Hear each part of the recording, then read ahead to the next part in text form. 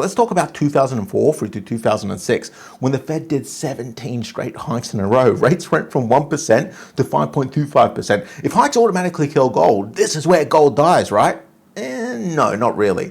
Gold went from about 395 to highs of 720, over 80%. But wait, this doesn't make sense. I thought gold was meant to die whenever the Fed hikes rates. Well, what about the 2015 to 2018 hiking cycle? The first hike landed on the 16th of December 2015, and it has been almost a decade since any rate hike at that point. Surely the first hike in a decade killed gold.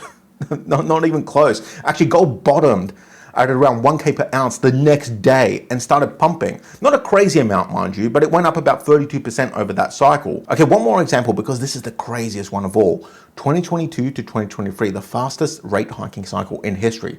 Rates went from 0.25% to 5.25% in just over a year, so it was really fast.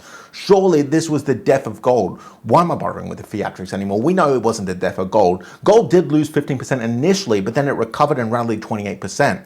So interest rates rose all four of those cycles, and gold either rose slightly or it pumped a lot. Now, you might think I'm cherry picking, but I'm actually not. It's funny, look at this chart. It'll pop up on screen now. It shows you the rate cut cycles and the rate hiking cycles from the Fed. You can see that gold dying during rate hiking cycles is mostly a myth. So what the hell does this mean for your gold today? Well, we'll talk about that soon, but first let's talk about why this myth exists, because it's important we understand this. So first, gold pays you no interest, it pays you no dividends, and it pays you no rent, let's say. It just sits in a safe being a shiny rock, that's all it is. So why does anyone own gold? One reason. It's the only money on earth that nobody can print more of. But there's one myth about gold that people often repeat, and I've been guilty of repeating this one myself, I'll be honest about that. People say that when interest rates are high, you get paid a lot of interest for holding the dollar and buying, let's say, government bonds. So why would anyone hold gold that pays you zero interest when you can earn a few percent by lending your cash to the US government through government bonds? Perfectly logical theory. It makes complete sense until you look at the actual data, which, I've just shown you that data, right?